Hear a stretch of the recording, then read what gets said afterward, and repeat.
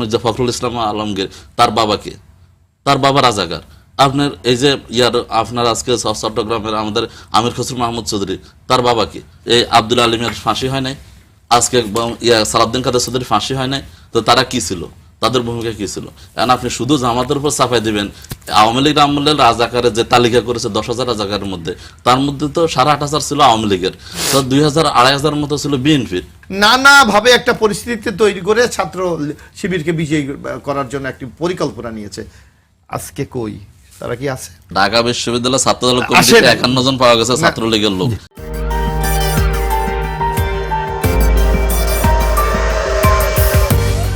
গুপ্ত রাজনীতি বা গুপ্ত, আসলে এটা একটা ট্যাগিং এর রাজনীতি। আপনি জানেন যে গত 17 বছর ফেসিবাদী আওয়ামী লীগ যেভাবে জামাত শিবিরকে দমন করার জন্য মৌলবাদ, জঙ্গিবাদ, বিশেষ করে মানে স্বাধীনতা বিরোধী বা হচ্ছে যে যুদ্ধাপরাধী এরকম ট্যাগিং দিত, এবং ট্যাগিং দিয়ে দিয়ে জামাত শিবিরকে হত্যা করাটা জায়েজ করে নিয়েছিল। আপনি দেখতেন যে ওই সময় ছাত্র শিবিরের নেতাকর্মীদেরকে, জামাতের নেতাকর্মীদেরকে যখন গুম করা হইতো, যখন হচ্ছে যে খুন করা হইতো, যখন ক্রস ফায়ারের নামে হত্যা করা হইতো, তখন শিবির মারা গেছে, এটা মানুষের পর্যায়ে পড়ে না। মানে একটা মানে ওই যে প্রথম আলোতে হেডলাইন দেখতেন যে হচ্ছে যে গাছ কর্তন করা হয়েছে, 3 কলাম 4 কলাম হেডলাইন। কিন্তু ছাত্র শিবিরের ওই যে ইয়াতে ঝিনাইদহে দেখা 1 বছরে 32 জনকে ক্রস ফায়ার দিয়ে মারা হয়েছে, কিন্তু সেগুলো খুব আলোচনা হইতো না, হইলেও ভিতরের 1 কলাম বা ইয়েতে হইতো। এইভাবে এই পর্যায়ে নিয়ে যে হয়েছে যে ট্যাগিং দিয়ে দিয়ে, এবং সেটার পরিণাম শেষ প্রথম দিকে সবাই সেটাকে মানে প্রতিবাদ না করলেও আওয়ামী লীগ দিয়েছে, ক্ষমতা না, আমি সেটা বলতেছি। তো সেই ট্যাগিং, সেটার পরিণাম সর্বশেষ এই ট্যাগিং দিতে দিতে, রাজাকার ট্যাগিং দিতে দিতে সর্বশেষ যখন ছাত্ররা আন্দোলন করলো কোটার বিরুদ্ধে, তখন তাদেরকেও বললো যে রাজাকারের বাচ্চা, এবং সেটার পরিণাম ভোগ করে আওয়ামী লীগকে আছে বাংলাদেশ থেকে বা দাদা বাড়িতে পালাই যেতে হয়েছে। তো সেরকম করে আজকে আমরা দেখলাম যে নতুন রাজনীতির প্রেক্ষাপটে 5 আগস্টের পর যখন নতুন রাজনীতি শুরু হয়, আমরা মনে করছি নতুন বাংলাদেশ তৈরি হবে, নতুন ধরনের রাজনীতি শুরু হবে, মেধার চর্চা হবে, সেখানে কর্মসূচির চর্চা হবে, সেখানে হচ্ছে যে স্ট্র্যাটেজির চর্চা হবে, কীভাবে বাংলাদেশকে এগিয়ে নিয়ে যাওয়ার রাজনীতি হবে। সেই জায়গায় আমরা দেখতেছি আবার সেই পুরানো কায়দায় আবার সেই ট্যাগিংয়ের রাজনীতি শুরু হয়েছে, এবং দুর্ভাগ্যজনকভাবে আমাদের মাননীয় প্রধানমন্ত্রী নিজে সেই ট্যাগিংটার মানে নিজেও সেই কথায়, সেই ভাষায় কথা বলতেছেন, এবং যার প্রভাব আমরা দেখতে পাচ্ছি তাদের সকল স্তরের নেতাকর্মীদের মধ্যে। সেই গুপ্ত খেলা এবং গুপ্ত নাম দিয়ে আজকে শিবিরের উপর হামলা করা আপনি দেখেছেন যে চট্টগ্রামে যেখান থেকে শুরু হয়েছে সিটি কলেজে, শুধুমাত্র যে একটা দেয়াল লিখনে গুপ্ত লিখছে বিষয়টা এটা না, সেখানে শুরুটা সেটা একটা ঘটনা আছে, সেটাকে ছাত্র শিবির নর্মালাইজ করার জন্য চেষ্টা করেছে, সেখানে গিয়ে ছবি তুলেছে, সেগুলো ফেসবুকে দিয়েছে, মানে রসাত্মকভাবে সেগুলোকে নিয়েছে। কিন্তু দেখা যাচ্ছে সেখানে ছাত্র শিবিরের ব্যানার আছে, ফেস্টুন আছে, সব দলের ছাত্র সংগঠন তাদের সবার থাকবে, কিন্তু সেগুলোকে ছিঁড়ে ফেলা হচ্ছে, সেগুলোকে নামায় ফেলা হচ্ছে। সেটার প্রতিবাদ করে যখন ওখানকার প্রিন্সিপালের কক্ষে যখন গিয়ে সেটার অভিযোগ দিলেন, সেখান থেকেও ওখানে তার উপর আক্রমণ করার জন্য প্রস্তুতি শুরু, এবং পুলিশ বলে যে ঠিক আছে আপনারা চলে যান। সেখান থেকে বের হয়ে আসতেছে, সেই অবস্থায় তাদের উপর হামলা হয়েছে। বিকালবেলা আবার সেখানে যখন প্রতিবাদ মিছিল দিয়েছে, সেখানে দেখা যাচ্ছে যে বিভিন্ন শহরে বিভিন্ন জায়গা থেকে কিরিজ শহর, আমরা সহ বিভিন্ন লোকজনকে ট্রাকে করে নিয়ে নামাচ্ছে, সেই ভিডিও বা আপনাদের সাংবাদিকরা সেটা উপস্থাপন করেছেন।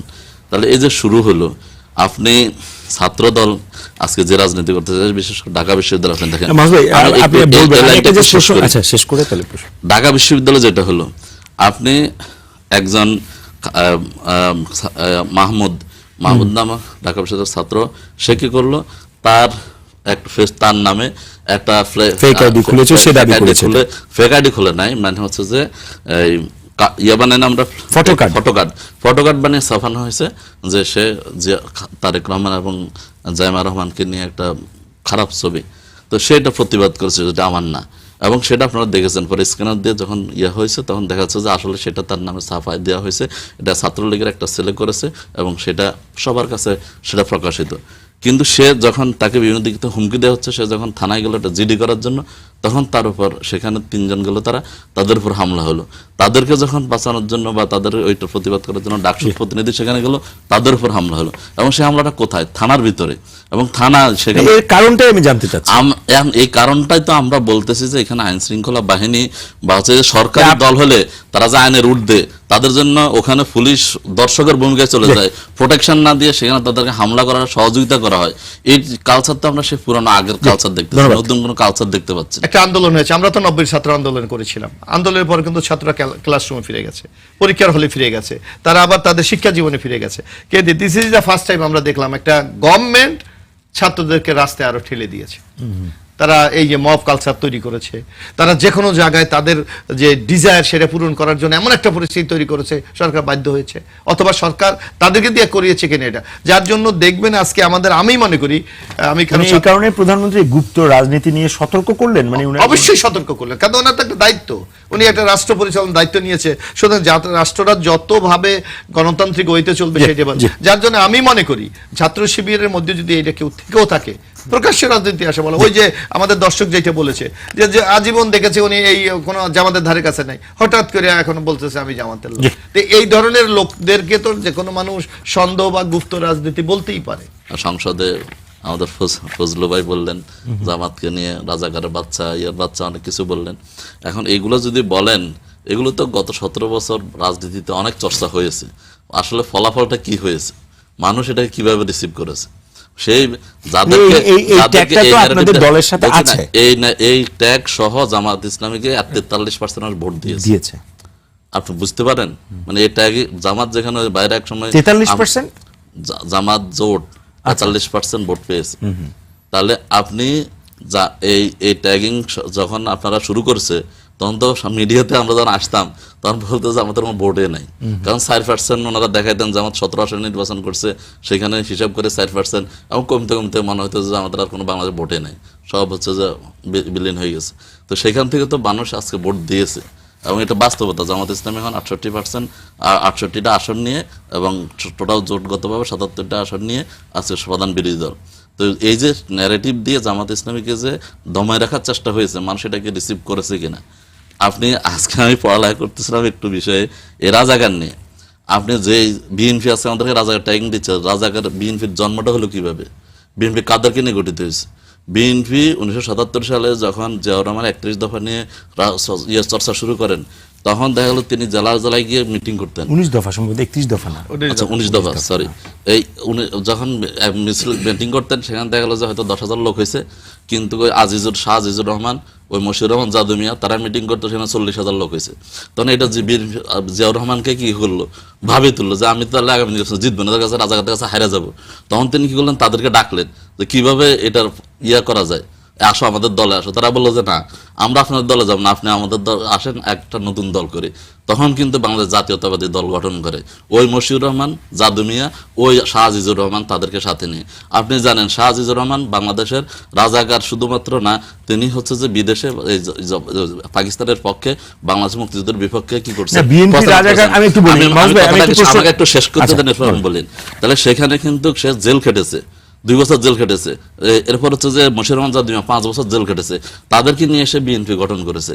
আপনার আব্দুর রহমান বিশ্বাস কে, রাজাকার। আপনার এই যে আমাদের এখন যে ফখরুল ইসলাম আলমগীর, তার বাবাকে, তার বাবা রাজাকার।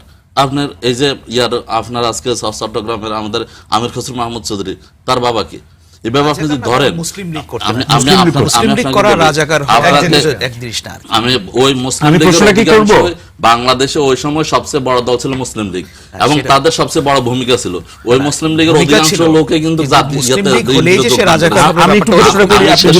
আমি একটু শেষ করে আপনি বলেন। তাহলে তাদেরকে এই রাজাকারদেরকে মন্ত্রী বানিয়েছে, প্রধানমন্ত্রী বানিয়েছে, তাদেরকে নিয়ে দল গঠন করেছে। এখন তারা এসে, এখন আপনি যদি আজকে রাজাকার কথা বলেন, এই আব্দুল আলিমের ফাঁসি হয় নাই, আজকে সালাউদ্দিন কাদের চৌধুরীর ফাঁসি হয় নাই, তো তারা কি ছিল, তাদের ভূমিকা কি ছিল? এখন আপনি শুধু জামাতের উপর চাপাই দিবেন। আওয়ামী লীগ আমলের রাজাকারের যে তালিকা করেছে 10,000 রাজাকারের মধ্যে, তার মধ্যে তো 8,500 ছিল আওয়ামী লীগের, তো 2,000 2,500 মতো ছিল বিএনপির। জিয়া রহমান সাহেব যখন রাষ্ট্র পরিচালনার দায়িত্ব পান, তখন কিন্তু বাংলাদেশে কোনো রাজনীতি ছিলেন না, তখন বাংলাদেশে সামরিক শাসন চলছিল। এবং আপনি জানেন আমি বিএনপি গঠনের কথা বলছি, আমি বলছি তো তখন বাংলাদেশে কিন্তু সামরিক শাসন চলছিল। এবং 79-তে যে নির্বাচনটা হয়েছিল তখন কিন্তু ওইটা এই 78-এ জিয়া রহমান ওইটা কিন্তু জাতীয় ফ্রন্টের পক্ষে নির্বাচন হয়েছিল, তখন কিন্তু বাংলাদেশ জামাতে ইসলামে ছিল না। বরং 79-তে যে জাতীয় সংসদ নির্বাচন অনুষ্ঠিত হয়েছিল সেখানে বাংলাদেশ জামাতে ইসলাম বা জামাতে ইসলাম বাংলাদেশ যাই বলেন এই নামে কোনো দল নাম তো বলি নাই, আমি কথা বলছি। তখন বাংলাদেশে ডিএল ছিল, ডেমোক্রেটিক লীগ, মাওলানা আব্দুর রহিমের নেতৃত্বে একটি ইসলামী দল নির্বাচনে অংশগ্রহণ করেছিল এবং সেই নির্বাচনে তারা বেশ কয়েকটা আসন পেয়েছিলেন। সুতরাং জামাতকে বিএনপি রাজনীতিতে পুনর্বাসিত করেছে এই কথাটা কোনোভাবে সঠিক না, বরং বাংলাদেশ জামাতে ইসলামের নামে সর্বপ্রথম জামাতে ইসলামী নির্বাচন অংশগ্রহণ করে 1986 সালে এরশাদের আমলে, যেটা 5 দফার আমরা বলি একটা খুব একটা পরিচিত একটা অভিযোগ যে 5 দফার সাথে যারা বেঈমানি করে নির্বাচনে গিয়েছে তাদের মধ্যে আওয়ামী লীগ জামাত ছিল। এই প্রথম বাংলাদেশের ইতিহাসে বাংলাদেশ জামাতে ইসলামী নাম ধারণ করে তারা নির্বাচনে অংশগ্রহণ করেছে এবং 10টি আসনে তারা জয়লাভ করেছিল। সুতরাং জিয়াউর রহমানের উপর, বরং জিয়াউর রহমানের যে বহুদলীয় গণতন্ত্র, এই গণতন্ত্রের সুবিধা নিয়ে তখন তারা রাজনীতির অঙ্গনে আসার একটা সুযোগ পেয়েছিল। আপনি সেদিন আমরা যখন ছাত্রলীগকে ডেকে ছাত্রদলকে ডেকেছি আসেন ছাত্রদল লীগকে একসাথে বের করি, আমি এখন বলতে পারবো করিম সরকারে আমি ফোন দিয়েছি, ওই যে ইয়ার হচ্ছে যে আপনার হলো যে হ্যাঁ বগুড়ার ছাত্রলীগ তখন ছাত্রদলের তখন সভাপতি ছিল, ওনার ভাইকে আমি কথা বলেছি, নীরব ভাইয়ের সাথে আমি কথা বলেছি, আসেন আমরা একসাথে ছাত্রদলকে মোকাবেলা করি। বলছেন না ভাই এখন আমাদের সিদ্ধান্ত নেই, আমরা এখন পারবো না। তাহলে এখন ওনারা বড় মানে সিংহ হাতি হয়ে গেছেন, খাওয়া চেয়ারে নিয়ে ইয়াতে ঢুকে দিয়ে এসছেন জেলখানায়, তাকে ইয়ে করতে পারেন নাই, সে এখন হচ্ছে ওনারা বীর দর্পে সবকিছু করে ফেলছেন, এই বয়ান হাজির করতেছেন। আপনি যে গুপ্ত বের করতেছেন, বিএনপি এই যে মহিলা সংরক্ষিত আসনের প্রার্থী দিল, এই যে সুকর্ণা ঠাকুর, সে তো গোপালগঞ্জে আওয়ামী লীগের বন পরিবেশ বিষয়ক সম্পাদক ছিল, 21 নম্বর সদস্য ছিল কমিটিতে, তো সে এখন আজকে বিএনপি হয় কিভাবে? সে কি গুপ্ত না? আজকে খলিলুর রহমান উপদেষ্টা থেকে বিএনপির মন্ত্রী হয় কিভাবে? তারা কি গুপ্ত? আজকে জাহিদুর রহমান স্যার তো মানে সেটা তো অসুবিধা কিছু না, আপনার দলের যিনি আমির তিনিও তো অন্য দল করেছেন, উনি নিজেই বলেছেন। এখন ওনারা এই যে কয়েকদিন পরে ছাত্রলীগ থেকে সব ছাত্র শিবির হয়ে গেছে, এই যে ছাত্রদের যে আকবর ভাই ঠিকই বলেছেন, ছাত্রদের একটা রায়কে ওনারা ওনাদের পরাজয় ব্যর্থতার কারণ না চিহ্নিত করে এটাকে যে ছাত্রলীগ সব শিবিরে ঢুকে গেছে এই বয়ান হাজির করতেছেন। ছাত্রদল আজকে কি রাজনীতি করে? বাইরেও ছাত্রদল করছেন, এখন ওনারা ছাত্ররা আজকে নেতৃত্ব দিচ্ছে কারা? 6-7 সেশনের ওনারা এখন আজকে ছাত্রদলকে নেতৃত্ব দিচ্ছেন। তারা ওনারা 6-7 সেশনে যখন আসছেন তখন আওয়ামী লীগ যখন মানে হচ্ছে যে হত্যা রাজনীতি খুনের রাজনীতি শুরু করছে, তখন তো ওনারা অলরেডি ক্যাম্পাসে নাই। আর এসএম ফরহাদেরা আসছে 16-17 সালে, তখন একটা ছেলে ছাত্র হলে ঢুকলে সে হচ্ছে যে ছাত্র দলের লীগের মিছিলে ছাত্রলীগের মিছিলে না গিয়ে কোনো করার সুযোগ ছিল? পরিস্থিতি ক্যাম্পাসে ছিল। আপনি এখন তাকে আপনি বলেন ভাইরা খুব মানে এই যে গুপ্ত এবং সুপ্ত দিয়ে ট্যাগিং দিয়ে ওনারা যে ইয়েটা শুরু করছেন, এখন আজকে ছাত্রদল আজকে থানায় গিয়ে ছাত্র শিবিরের উপর হামলা করে, অমুক জায়গায় হামলা করে, আজকে ইসলাম বিশ্ববিদ্যালয় ছাত্রদলের এক নেতা ঘোষণা করতেছেন ছাত্র শিবিরকে খুন করে হত্যা করে ছাড়বেন, যে কোনো মূল্যে নির্মূল। আজকে মির্জা ফখরুল ইসলাম সাহেব ঘোষণা দিচ্ছেন জামাতকে নির্মূল করে ছাড়বেন। তাহলে এই রাজনীতিটা আসলে কোন দিকে নিয়ে যাবে জাতিকে? এই গণ অভ্যুত্থানে যারা সামনের সারির নেতৃত্বে, এই যে আমার সারজিদ আলম ছাত্রলীগ করেছে না, কিন্তু উনি যখন দেখেছে যে ছাত্রলীগের অন্যায় অত্যাচার বিচার, উনি কিন্তু বেরিয়ে চলে আসছে। সাদেক কায়েম কি আসছে? ফরহাদ হোসেন কি আসছে? আসে নাই। ঢাকা বিশ্ববিদ্যালয় ছাত্রদল কমিটিতে 51 জন পাওয়া গেছে ছাত্রলীগের লোক, এবং পরবর্তীগুলো আপনি তো মাহবুব সাহেব এটা বলছেন, আর 96 থেকে 2000 আমি তখন ঢাকা বিশ্ববিদ্যালয়ের দায়িত্বে ছিলাম, আমি 18 জন নিয়ে মিছিল করেছি, তারপরে তো জাতীয় ছাত্রদল প্রকাশ্যে ছিল না, তো 18 জন নিয়ে আমি মিছিল করেছি, আমি নামও বলে দিতে পারি। মিছিল তো আমিও করেছি ভাই, মিছিল করেছি, আমি 18 জন নিয়ে মিছিল করেছি, আমি তো গুপ্ত থাকি নাই, আমি তো প্রকাশ্যে মিছিল করেছি। তো এখন যারা 5000 আমি বলি নাই, তাহলে আপনাদের কেন আজকে এই প্রশ্ন আসছে যে আপনারা গুপ্ত ছিলেন? এই প্রশ্ন জাতীয়তাবাদী ছাত্রদল তো এই 15 বছর 16 বছর বাইরে ছিল, তাদের ব্যাপারে তো কেউ বলে না, আপনাদের বলে কেন? অর্থাৎ আপনাদের নেতাদের কর্মকাণ্ড, তাদের অতীতের কর্মকাণ্ড এগুলিতে প্রমাণ করে যে আপনারা ছাত্রলীগের সাথে সম্পৃক্ত ছিল। এই সাদেক কায়ুম, ফরাদ, হাসনাত আব্দুল্লাহ এদেরকে নিয়ে উনি হলে হলে গিয়েছে।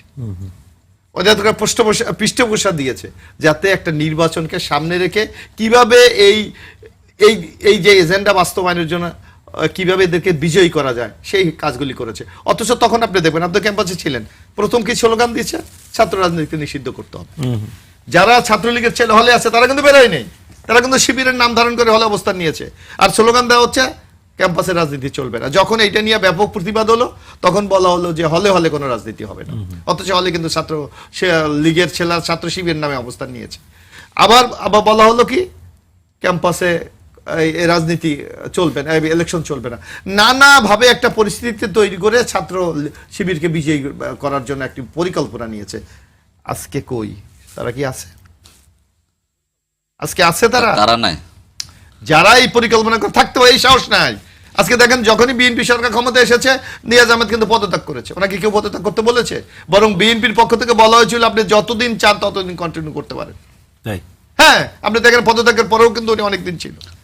আপনি তো ক্যাম্পাসে আছেন। কোনো সম্মানিত লোক অফিসে থাকতে হবে না, তাই সম্মানিত না হলে উনি একটা এজেন্ট হিসেবে এখানে আপনি জানেন ওই যে আরে আমি আজকে বলি, আজকে সেই এজেন্ট বাস্তবায়নে পুরস্কার পেয়েছে আজকে নিয়াজ আহমেদ। আজকে যে গ্রামীণ বিশ্ববিদ্যালয় করেছে ইউনূস সাহেব, সেই বিশ্ববিদ্যালয় আজকে তাকে নতুন অ্যাডভাইজার নিয়োগ করেছে। সুতরাং এগুলিকে বাস্তবায়ন যখন 21 রাতে যখন ইয়ার ফুটে গিয়েছে ওনাকে সামনে যাইতে দেওয়া হয় না। আমি যখন আপনাকে ফ্লোর দিব